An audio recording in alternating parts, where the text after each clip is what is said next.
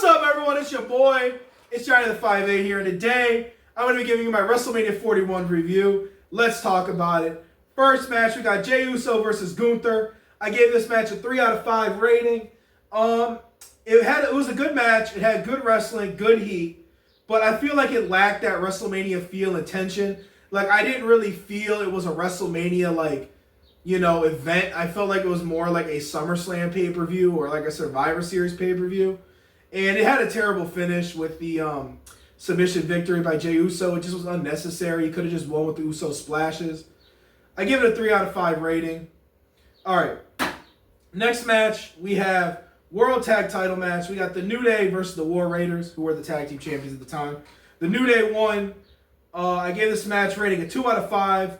It had a rush story and build-up and lacked the WrestleMania feel. This felt like more of a Raw tag team title match, like something you would see on Raw, or something you'd see on a B pay-per-view like Backlash or, I don't know, Fastlane or something.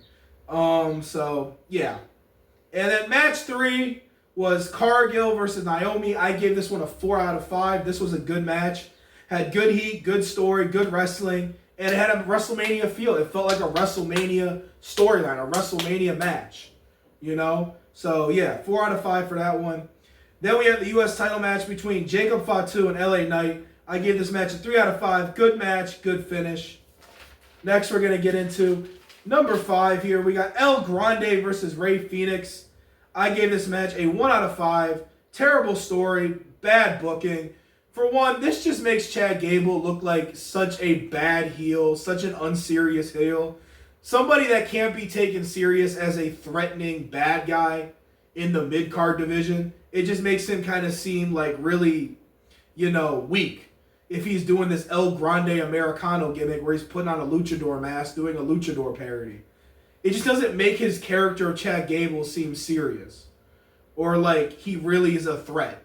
If they had him just be Chad Gable going against Rey Mysterio, unfortunately Rey Mysterio got injured, so he had to go against Rey Fenix, but still, if they had Chad Gable going to the match as Chad Gable, it would have been a lot better.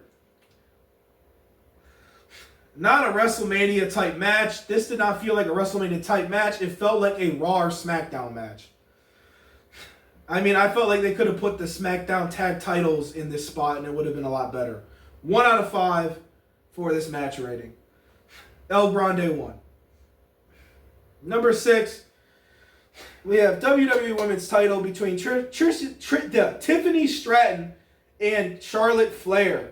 It had a WrestleMania feel, good story, good ending. I gave it a 4 out of 5. It was a good match. Up next, we got Seth Rollins versus Roman Reigns versus CM Punk. Had a good story, great wrestling, great ending. This triple threat was amazing. The build-up, the story, the match, it was amazing. 5 out of 5. Seth Rollins won. And then we have Women's World title match. Io Sky versus Belair versus Ripley. This match had a good story, good build-up, good ending. Great match, 4 out of 5. All right, let's get into the other matches now, shall we? All right, here we go. We got Sin City Street Fight between McIntyre and Priest. I gave this match a 3 out of 5. McIntyre won. It's a good match, good finish, good weapon spots. Number 10 was the IC title match, Dominic versus Breaker versus Balor versus Penta. It was a great story, great build-up, and great ending. I gave this a 5 out of 5. It might have been my favorite match on the card. Dominic Mysterio won the IC title. Good for him. Orton versus Joe Hendry, 2 out of 5. Decent match, decent finish. It was alright. Up next, we had a women's tag match. Valkyria and Becky versus Liv and Raquel. It's kind of crazy that Bayley got replaced by Becky last minute just so they could have a Becky Lynch return. Like, I felt like that's a little messed up because it's like they could have had Becky return and like call out Bayley or call out somebody and then they could have done it that way. But to take someone's whole spot is kind of crazy. That was kind of crazy. But also to have Liv and Raquel, who just won the tag team championships like a month ago, 2 months ago, lose to a team that was newly formed with Becky and Valkyria was just for the sake of Valkyria having 2 titles was just a bad decision. And they should have used a actual tag team. I felt like it would have made it a lot better.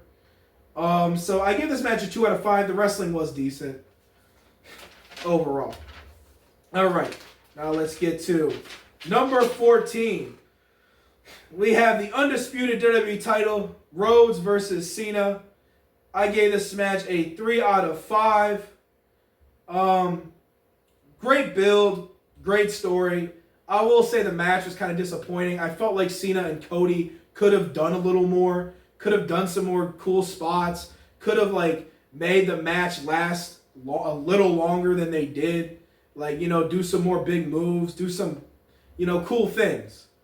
The match was decent, but it was a little disappointing. I'm not gonna lie. And disappointing finish. Cena just hit him with a belt when the referee was down and won. So the finish was a little disappointing. I gave this match a 3 out of 5 just for the build. So yeah. Logan Paul versus Styles. The last match I want to talk about. Forgettable match, not very entertaining. 1 out of 5. My overall rating of WrestleMania 41. Are y'all ready for this? The overall rating I'm going to give it is 4 out of 10. I'm going to give it a 4 out of 10. It was just a really hit and miss WrestleMania. There were some good matches, but there were also a good amount of bad or just not really living up to a WrestleMania standard type match. You know, like matches that really shouldn't have been on the card.